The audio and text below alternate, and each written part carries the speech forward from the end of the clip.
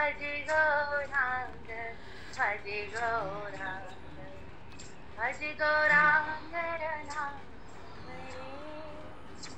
भीतर श्याम गौर बाहर से, भीतर श्याम गौर बाहर से, युगल रूप अभिराम रे, युगल रूप अभिराम रे।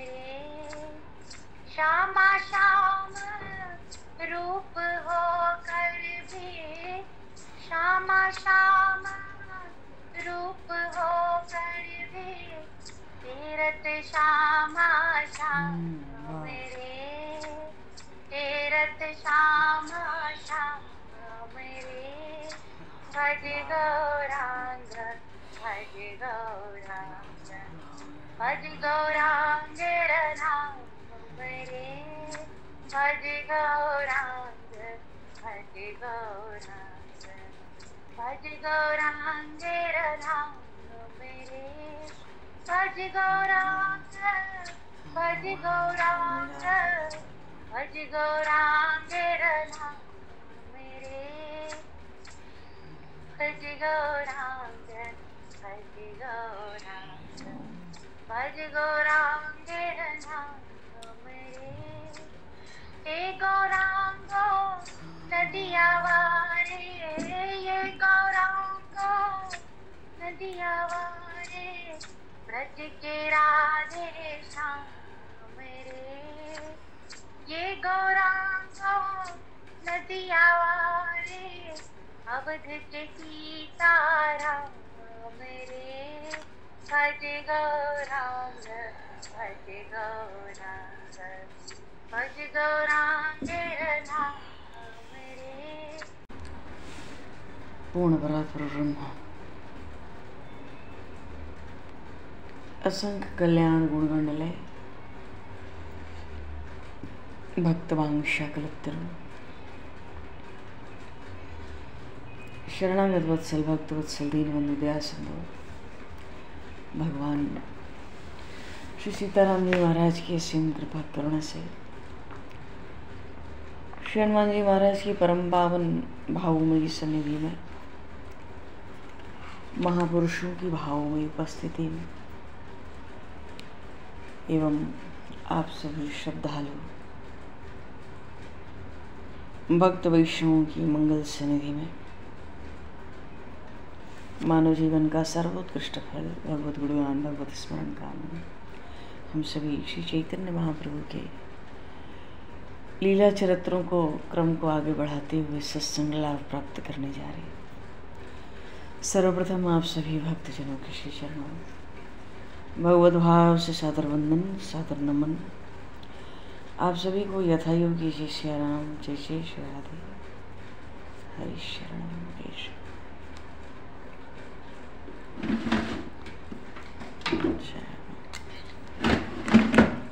जय।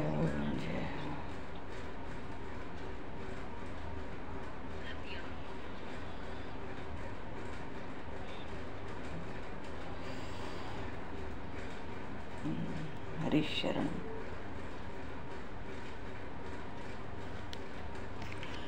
वराहपीडं नटवर वपुः कर्णयो कर्णिकारम् विभ्रदभासः कनककपिशं वैजयन्तीं च मालाम् रन्ध्रान् वेणुर्धरसुधया पूरेण गोपवृन्दैः वृन्दारण्यं स्वपदरमणं प्राविशद्गीतकीर्ति।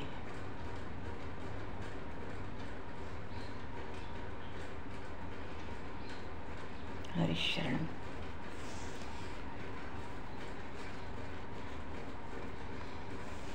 भगवत कृपा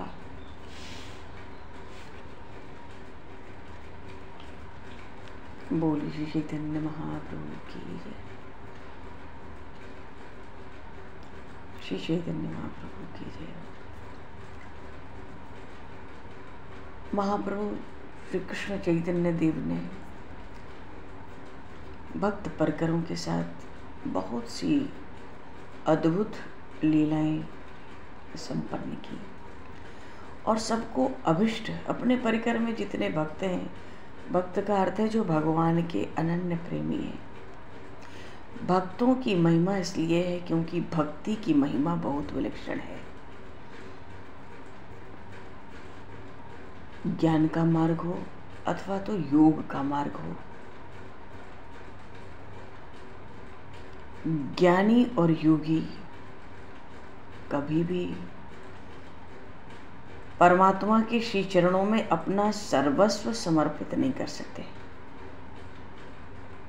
ये बहुत विलक्षण बात है। एक भक्ति का मार्ग ऐसा है जिसमें भक्त भगवान को सर्वस्व समर्पित करता है। भगवान भक्त वत्सल कहलाते हैं और भक्तों की महिमा इसलिए है क्योंकि भक्ति की महिमा बहुत विलक्षण है। भक्ति कहने का भाव ही होता है भगवान का निरंतर चिंतन, निरंतर स्मरण, निरंतर नाम युक्त होना। कलयुग में जीव के उद्धार का, कल्याण का, मंगल का, हित का दूसरा कोई मार्ग है ही नहीं। जो हैं उनका लोप हो रहा है बड़ी तेजी से। आज वो वैसा कोई फल देने वाले भी नहीं है।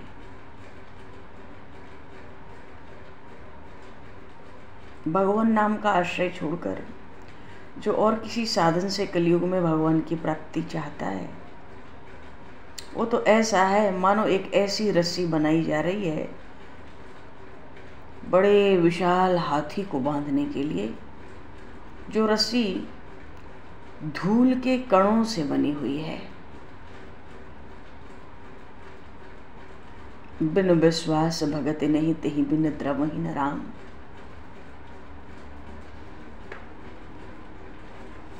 भगवान की भक्ति का ऐसा प्रभाव जो विष को अमृत कर देता है, अग्नि को चंदन के समान शीतल बना देता है, जड़ को चेतन और चेतन को जड़ कर देता है, ब्रह्मा को मच्छर और मच्छर को ब्रह्मा बना देता है। बिना जहाज के नाम का आश्रय लेकर भक्तजन बिना जहाज के भवसिंधु पार कर जाते हैं। पर भगवान की वो भक्ति बिन विश्वास भगत नहीं तेहि बिन द्रवहि न राम। बिना विश्वास के भक्ति नहीं होती। भगवान की कृपा के बिना उनके प्रताप पर, उनकी प्रभुता पर विश्वास नहीं होता। बल पर, पराक्रम पर, गुणों पर, कृपा से ही होता है।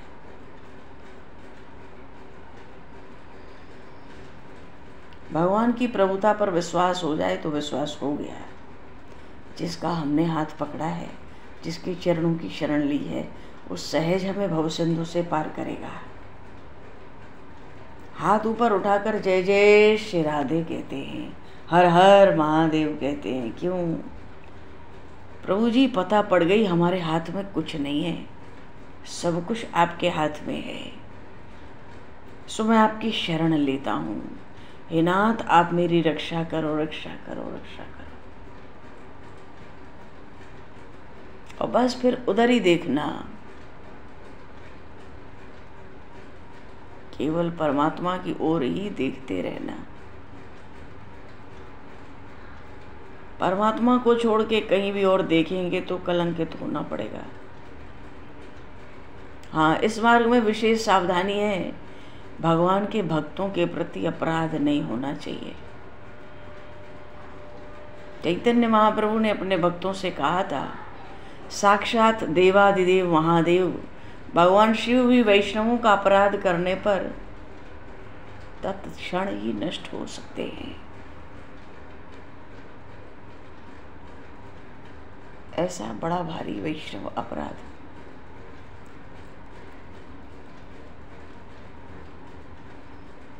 और भक्त कैसे भजन करे? महाप्रभु कहते हैं, अपने भक्तों को भगवान नाम का महात्म्य सुनाया किसी प्रसंग में महाप्रभु ने, और वहाँ कहा भक्त को अपने लिए तृण से भी नीचा समझना चाहिए। तृण से भी छोटा, वृक्षों से अधिक सहनशील बनकर और स्वयं कभी मान पाने की इच्छा, सम्मान पाने की इच्छा न करके दूसरों को सदा सम्मान देते रहना चाहिए और फिर निरंतर भगवान नाम का चिंतन स्मरण करते रहना चाहिए।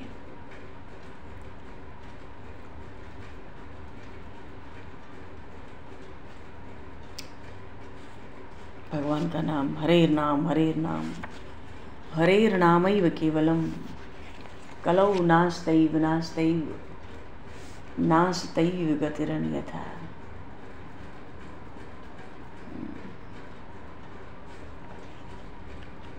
भगवान के नाम का, भगवान नाम का महात्मा सुनकर भी भगवान के नाम में प्रेम न करना,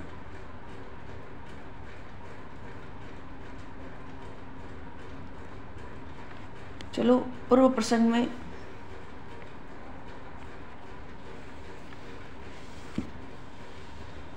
श्रीवास देखो, भगवान की कृपा,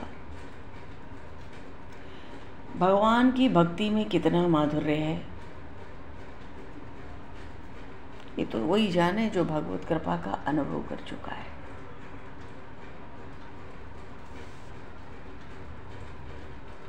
और फिर तो घर द्वार, स्वजन परिवार, बंधु बांधव, तनिक भी मोह कहीं नहीं रह जाता। उसके लिए उसके प्रभु ही सर्वस्व हो जाते हैं। प्रभु की प्रसन्नता में ही उसकी सब प्रसन्नता निहित होती है। वो उनकी प्रसन्नता के लिए सब कुछ त्याग सकता है। ऐसे ही श्रीवास पंडित है, ऐसा भक्ति का माधुर्य प्राप्त है। महाप्रभु श्री कृष्ण चैतन्य देव संकीर्तन में सानंद नृत्य कर रहे हैं पूरी रात।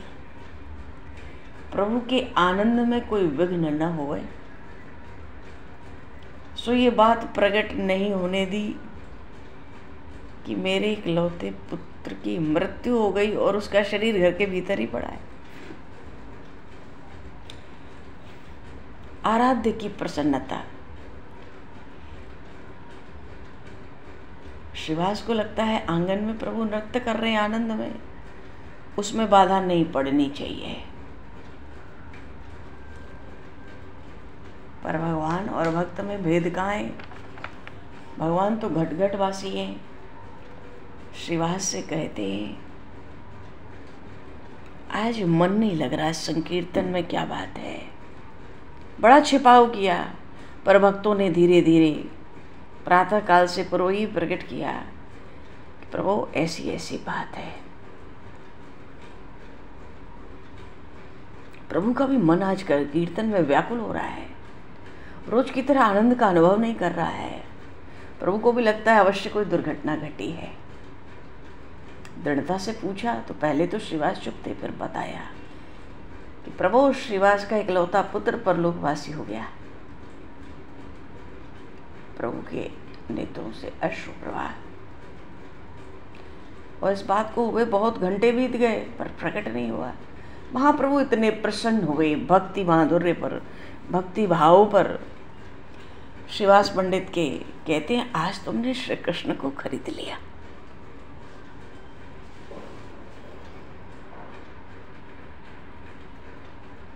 आज तुमने श्री कृष्ण को खरीद लिया। कैसा प्रेम, कैसी भक्ति होगी जो भगवान स्वयं भक्त से कहें कि तुमने तो भगवान को ही खरीद लिया। श्रीवास पंडित को बहुत दुख हुआ, बहुत कष्ट होने लगा जब महाप्रभु के नेत्रों से अश्रु बरसने लगे। कहते थे पुत्र शोक तो सह सकता हूं, पर आपके नेत्रों से अश्रु प्रवाह मैं नहीं सह सकता।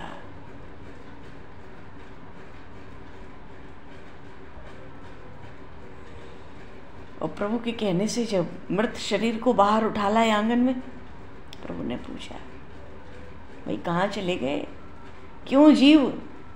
नाम लेके देखो, प्रभु ने नहीं कहा उसको, नाम से नहीं पुकारा। क्यों जीव, तुम कहाँ हो? क्योंकि जब शरीर नहीं है तो नाम किस बात का? शरीर के पीछे दो चीजें, नाम और रूप। शरीर समाप्त तो नाम समाप्त। कहाँ हो, कहाँ चले गए? उस मृत शरीर से बात कर रहे थे प्रभु। वो मृत शरीर जीवित पुरुष की भांति उत्तर दे रहा था, प्रभु हम तो कर्माधीन है, इतना ही संस्कार था, अब बहुत प्रसन्न है जहाँ।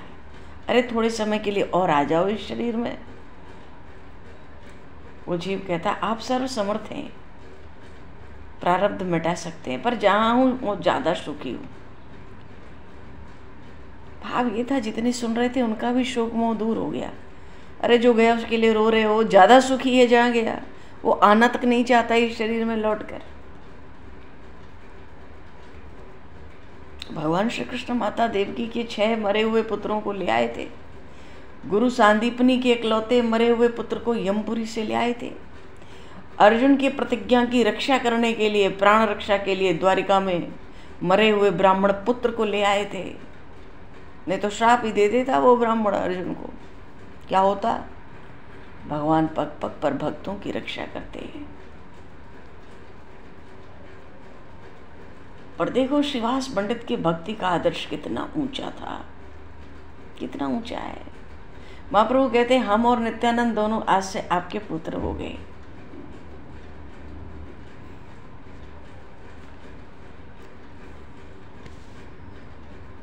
सचमुच वो भगवान श्याम सुंदर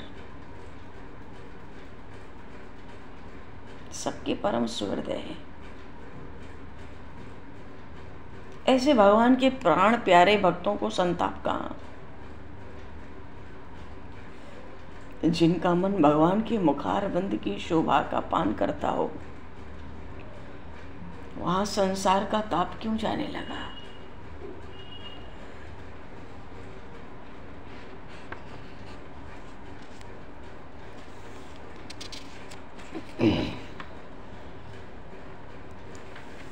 वो तो उसी आनंद का रसास्वादन करने में मस्त बना रहता है।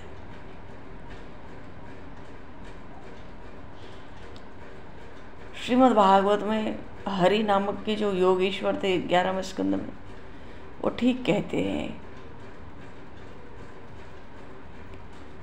मानो भगवत सेवा से परम सुख मिलने के कारण उन भगवान के लाल लाल कोमल चरणार बिंदों के मणियों के समान जो चमकीले नख हैं, वो जो नख चंद्रमा के समान शीतल किरणों की कांति, उन नखमणि चंद्रमा का जो प्रकाश है, कांति है, एक बार जिसके हृदय में आ जाए तो उसका संताप पूरा नष्ट हो जाता है।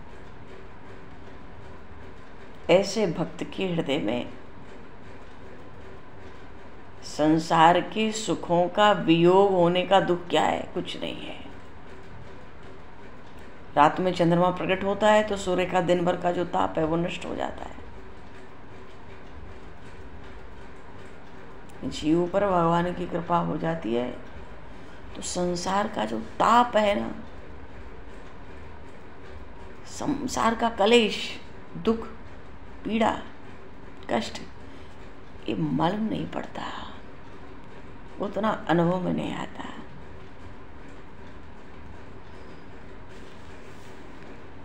भक्तों की लीलाएं ऐसी हैं कि मनुष्य की बुद्धि के बाहर की बात है। और जिन पर भगवत कृपा है, जिन्हें भगवान ही अपना कह के वर्ण कर लेते हैं, उन्हीं की किसी महापुरुष के प्रति भगवत भावना होती है और वे ही उस आनंद के रसास्वादन के अधिकारी भी बन सकते हैं।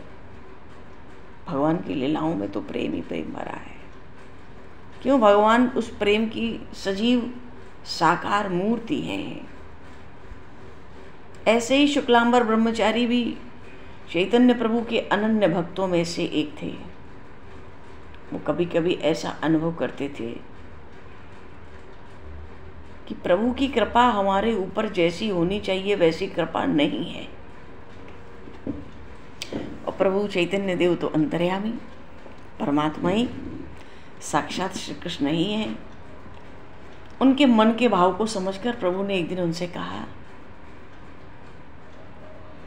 ब्रह्मचारी जी, कल हम तुम्हारे ही यहाँ भोजन करेंगे। हमारे लिए और हमारे नित्यानंद के लिए तुम ही कल भोजन बना के रखना। अरे ब्रह्मचारी जी को बहुत हर्ष हुआ और साथ में थोड़ा दुख भी। हर्ष तो इसलिए हुआ कि प्रभु ने हमें भी अपनी सेवा के योग्य समझा, और दुख इसलिए हुआ कि चैतन्य प्रभु कुलीन ब्राह्मण है, वे हमारे भिक्षुक के हाथ का भात कैसे खाएंगे। तो हर्ष भी हुआ और दुख भी हुआ थोड़ा। सोचते हैं, हे प्रभु, आप मुझ पर इतनी कृपा करो, इसके तो हम सर्वथा अयोग्य हैं। ऐसे ऊंचे ब्राह्मण भी हैं आप, हमारे घर आप कैसे खाएंगे मेरे हाथ का भात। और प्रभु चैतन्य देव आग्रह से कहते हैं, तुम चाहे मानो चाहे मत मानो, हम तो कल तुम्हारे यहाँ ही खाएंगे। वैसे न दोगे तो तुम्हारी थाली में से छीन कर खाएंगे। अब तो ब्रह्मचारी असमंजस में पड़ गए। अब 2-4 अंतरंग भक्तों से इस बारे में पूछा। भक्तों ने कहा, अरे प्रेम में नेम कहाँ होता है, प्रभु के लिए कोई नियम नहीं है। वो तो अपने अनन्य भक्तों का जूठा अन्न खाकर भी बड़े प्रसन्न होते हैं।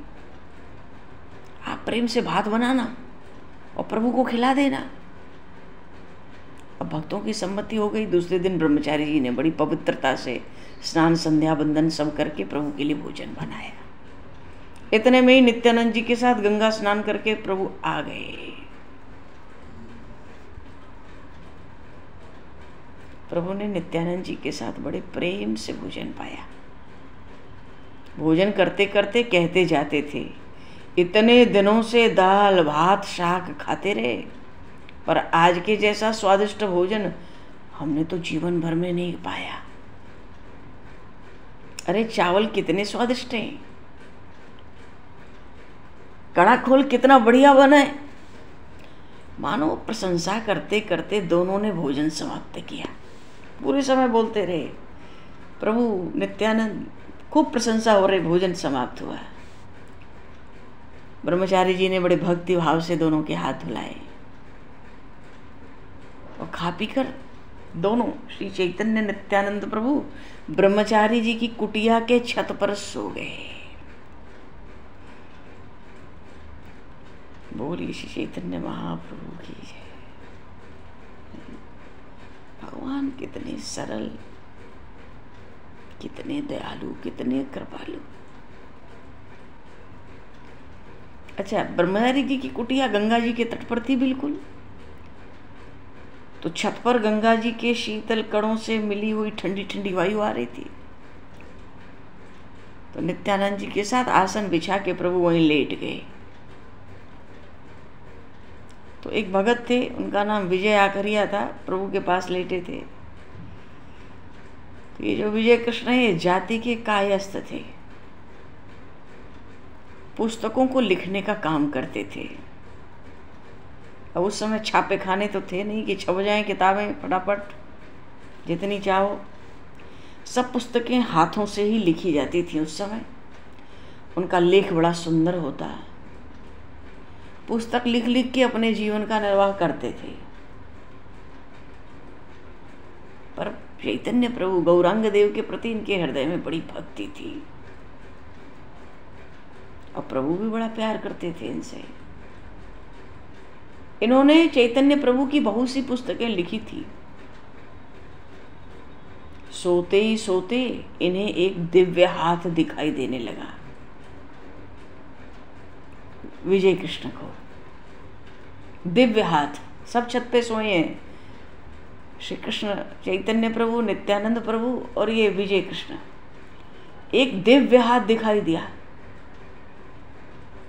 और उस हाथ की उंगलियों में तरह तरह के दिव्य रत्न दिखाई दे रहे थे।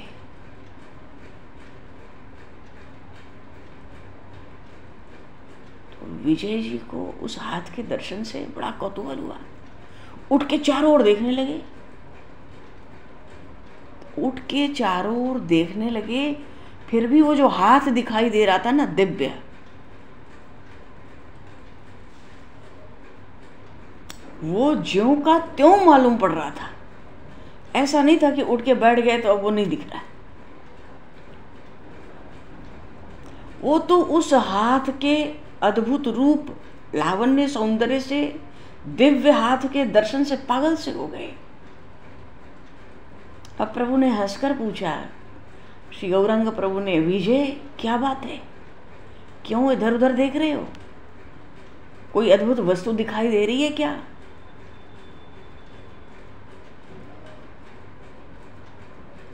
ये शुक्लांबर ब्रह्मचारी बड़े भगवत भक्त हैं, इनके यहाँ श्री कृष्ण सदा सशरीर विराजते हैं, कहीं तुमको उन्हीं के दर्शन तो नहीं हो रहे?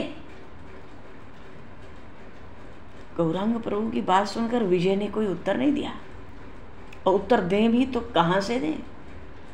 क्यों? अपने शरीर का ही होश नहीं था। प्रभु की बात तो सुन ली ये कानों से, पर पागलों की तरह कभी हंसते हैं, कभी रोते हैं, कभी अपने आप बड़बड़ाने लगते हैं। तो जो ब्रह्मचारी जी का घर था, छत था, वो भी उठ गए, नित्यानंद जी भी उठे, उनकी ऐसी दशा देख रहे हैं, समझ गए क्या? प्रभु की इनके ऊपर कृपा हो गई है। चैतन्य प्रभु की विजय कृष्ण पर उस दिन कृपा हो गई। परिणाम क्या हुआ? 7 दिन रात विजय इसी तरह पागलों की तरह चेष्टा करते रहे। उनको अपने शरीर का कुछ भी ज्ञान नहीं था।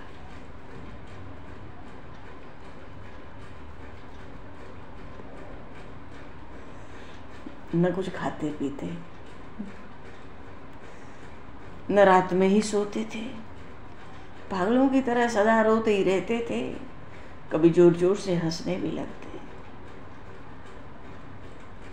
7 दिन के बाद बाहरी ज्ञान हुआ। तब जो अंतरंग भक्त थे, उन्होंने उन भक्तों पर यह बात प्रकट की।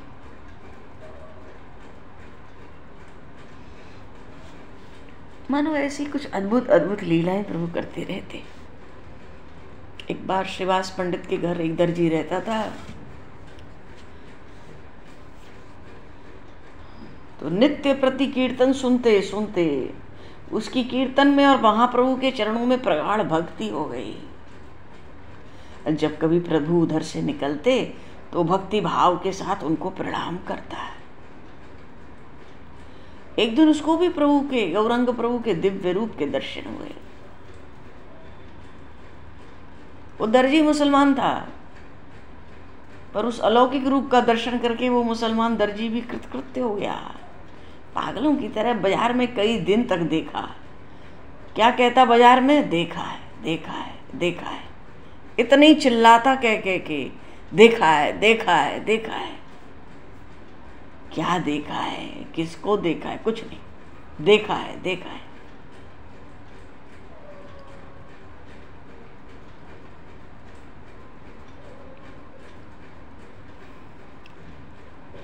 ऐसे मानो इस प्रकार प्रभु अपने अंतरंग भक्तों में भांति भांति की प्रेम लीलाएं करते रहते।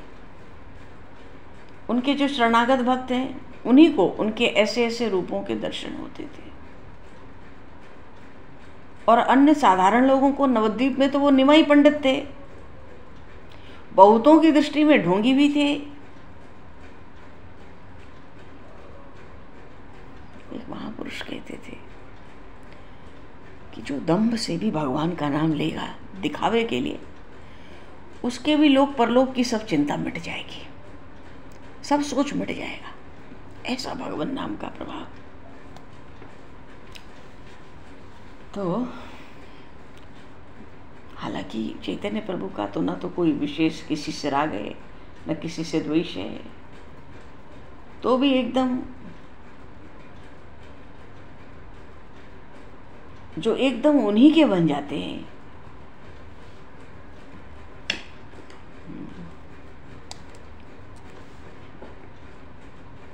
जो एकदम उन्हीं के बन जाते हैं, उन्हें महाप्रभु के दिव्य दिव्य रूपों के दर्शन होने लगते।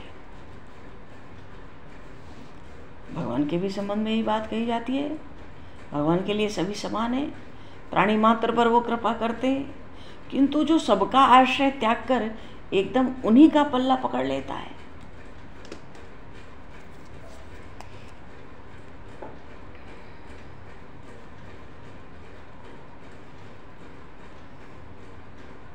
उनकी वे संपूर्ण मनोकामनाओं को पूर्ण कर देते हैं। जैसे कल्पवृक्ष सबके लिए समान रूप से सुख देता है,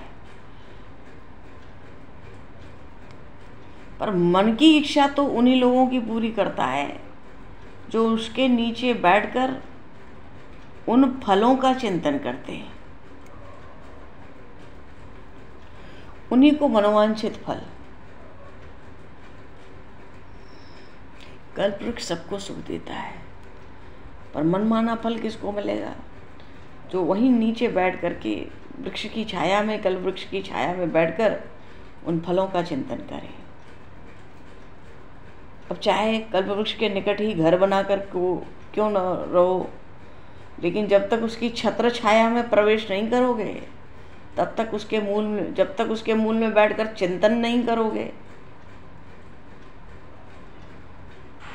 तभी तक अभिष्ट वस्तु की प्राप्ति नहीं हो सकती है। प्रभु के चरण कमलों का आश्रय लेते ही उनकी कृपा के अधिकारी हम बन सकते हैं। भगवान के चरण कमलों का आश्रय लेते ही।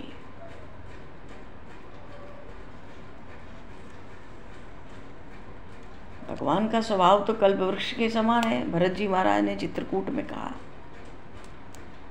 मेरे स्वामी का स्वभाव कल्पवृक्ष के समान है। जो जानता है कि उनका स्वभाव कल्पवृक्ष के समान है, वो उनको पहचान कर उस कल्पवृक्ष की छाया में जाकर बैठ जाता है। मानो चरणों का आश्रय ले लेना प्रभु के, फिर उसकी कौन सी इच्छा है जो पूरी ना होवे? ऐसा कुछ नहीं है जो पूरा ना होवे। ऐसे ही भगवान के चरण कमलों का आश्रय लेने पर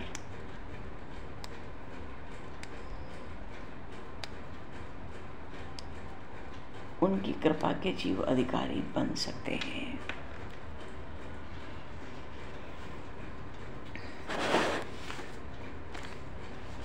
बोले श्री चैतन्य महाप्रभु की। महाप्रभु ने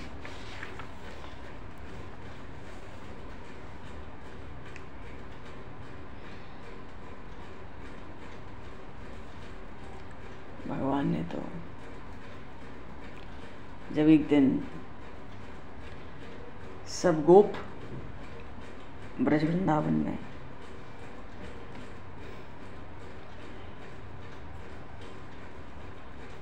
गौएं चराने तो नित्य प्रति जाते थे,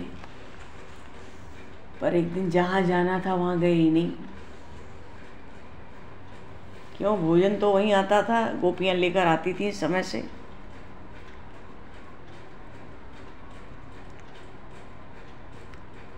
चले गए कहीं के कहीं। भूख तो लगेगी जब भूख का समय होगा।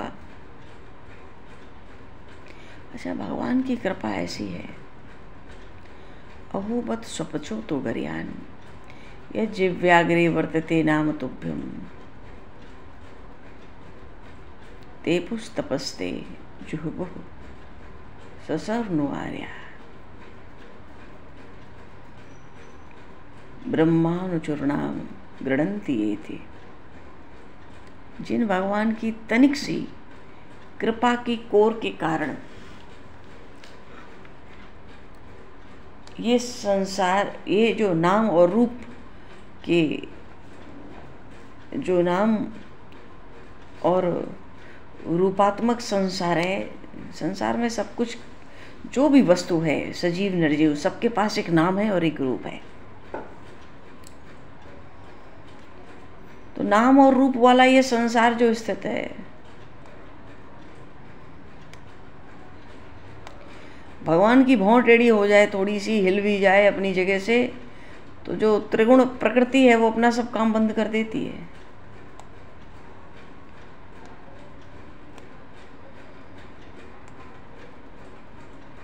तनिक सी कृपा की कोर ऐसे भगवान के जो अखिल कोटि ब्रह्मांड नायक हैं, भगवान के नाम का महात्मा वर्णन बिचारी कोई जिह्वा कैसे कर सकती है? भगवान के नाम स्मरण से क्या नहीं हो सकता? भगवान के नाम जप से कौन सा कार्य सिद्ध नहीं हो सकता? और जिसकी जिह्वा को भगवान के मधुर नाम का चस्का लग गया, संसार में अप्राप्त वस्तु कुछ रह ही नहीं जाती।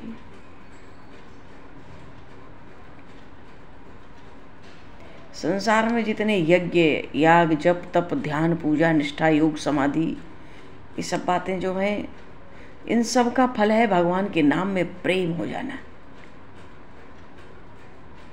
अगर इन सब को करके यज्ञ, याग, जप, तप, ध्यान, पूजा, निष्ठा, योग, समाधि करके भी भगवान के नाम में प्रेम नहीं है, तो इन कर्मों को व्यर्थ कहा गया है। अहुपत स्वपचो तो गरियान यज्ञव्याग्री वर्तते नाम तुभ्यम। माता देवहूति कहती हैं भगवान कपिल से, भाव है कि सब क्रियाओं का जो अंतिम फल है और सर्वश्रेष्ठ फल है, वो है भगवान के नाम में निष्ठा। साध्य है भगवान नाम।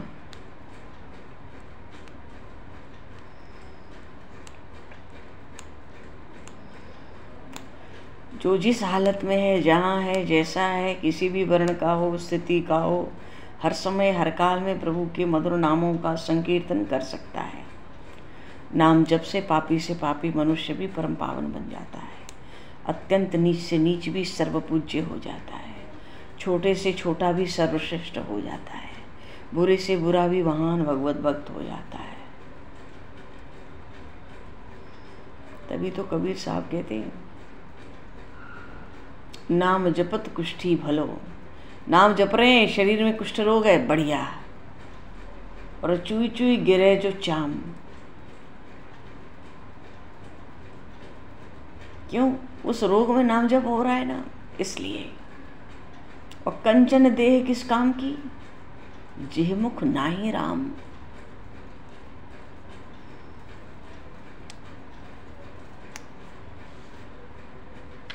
जिह मुख नाही राम। बोल श्री भगवान नाम महाराज की जय। चलो कोई नहीं, समय को दृष्टिगत करते हुए अब आज यहीं पर वाणी को विराम दिया जाए। बोली श्री चैतन्य महाप्रभु की जय। श्यावर रामचंद्र भगवान की जय। श्री राधे वर कृष्ण चंद्र भगवान की। श्री गौरी शंकर भगवान की। श्री हनुमान जी महाराज की जय। सदगुरुदेव भगवान की जय। समय को दृष्टिगत करते हुए वाणी को विराम और वाक्य पुष्पांजलि प्रभु के श्री चरणों में सादर समर्पित। और आप सभी को भी यथायोग्य जय सिया राम, जय जय श्री राधे, हरि शरण। गोविंद गोविंद हरि मुरारी, गोविंद गोविंद मुकुंद कृष्ण, गोविंद गोविंद रथांग पाणि, गोविंद दामोदर माधवेति, गोविंद गोविंद हरि मुरारी, गोविंद गोविंद मुकुंद कृष्ण, गोविंद गोविंद रथांग पाणि, गोविंद दामोदर माधवेति, गोविंद गोविंद हरि मुरारी, गोविंद गोविंद मुकुंद कृष्ण, गोविंद गोविंद रथांग पाणि, गोविंद दामोदर माधवेति, गोविंद दामोदर माधवेति, गोविंद दामोदर माधवेति। सभी को जय श्री राम जी। बोल लो जो कोई आप बोलना चाहें। जय श्री राम जी, जय श्री राधे, जय श्री राधे, जय जय श्री राधे, जय सीताराम। जय गुरु महाराज, जय सीताराम, जय सब संगत को जय गुरु महाराज। हरि ओम, हरि ओम।